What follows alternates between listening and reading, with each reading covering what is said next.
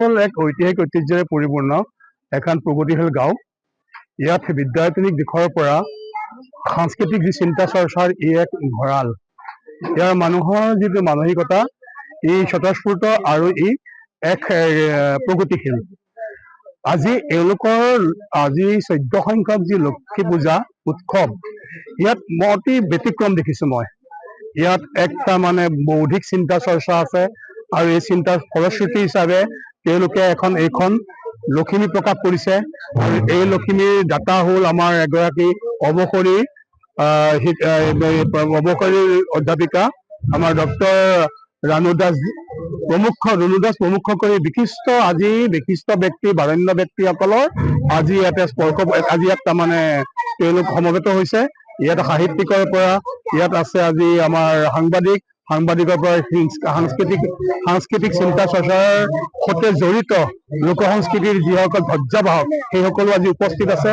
আজি লখিমী এক ব্যতিক্ৰম আৰু লখিমীখন আজি এই লক্ষী পূজা উপলক্ষে এক ব্যতিক্ৰমী অনুষ্ঠান। এইখন মই উন্মোচন কৰি সঁচাকৈ ভাল পাওঁ। ইয়াত বহুত বৌদ্ধিক কথা আছে, ইয়াত বিভিন্ন ধৰণৰ কথা আছে। এইখিনিয়ে এটা সময়ত লছিমাৰ ঐতিহাসিক দলিল হিচাপে এইখন প্ৰতিষ্ঠিত হ'ব বুলি মই ভাবোঁ। তাৰে যদি সেই কামখিনি কৰা হয়, এতিয়া মোৰ ইয়াতে কাম কৰিছিলোঁ, মই ইয়াত বুলি নহয় য'তে কাম কৰিছোঁ, এটা আত্মীয়তা গঢ়ি মোৰ এটা আত্মীয়তাটো মই গঢ়ি উঠাওঁ।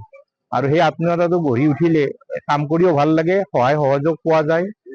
আৰু এই যিটো লছিমাৰ যিটো উৎসৱ, এই উৎসৱটো আচলতে এই 14 বছৰ হ'ল। এই 14 বছৰ বৰ কষ্ট কৰি এখেতসকলে এই অনুষ্ঠানটো যিসকল কৰ্মী যথেষ্ট কষ্ট কৰি, সকলো ফালে কষ্ট কৰি, নিজে কাম কৰি, নিজে ইয়াত গাঁটা খান্দি পুতি এনেকে কাম কৰি এই অনুষ্ঠানটো চলায়। আৰু এই অনুষ্ঠানটো এই অঞ্চলৰ বহুখিনিক লগ কৰি ইয়াত একত্ৰিত কৰিছে, লিখা মিলা, আনকি ইয়াত এখন কিতাপ ওলাই। সেইটো এটা ডাঙৰ কথা যে কিতাপ এখন ওলোৱাৰ লগে লগে ইয়াত যিসকল কৰ্মকৰ্তাই কাম কৰিছে, যিসকলে অনুষ্ঠানটো মাতিছে, এই গোটেই কথাখিনি কিন্তু এই কিতাপখনত থাকিব আৰু সেইখিনি ৰখা উচিত।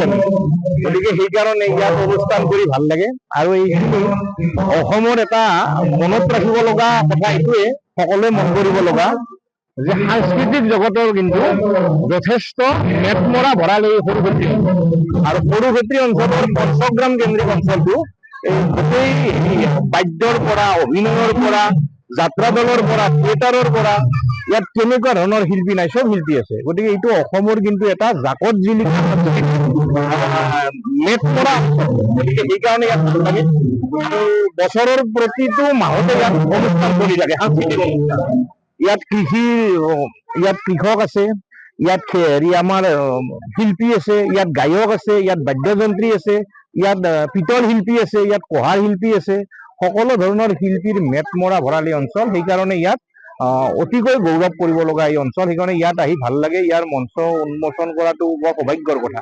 মই সেইকাৰণে আনন্দ পাইছোঁ। আজি বিশিষ্ট ব্যক্তিসকলক আমন্ত্ৰণ কৰিছে, খুব ভাল লাগিছে। যিকোনো খবৰৰ বাবে যোগাযোগ কৰক 7099017330 লগতে 7099017110 নম্বৰত।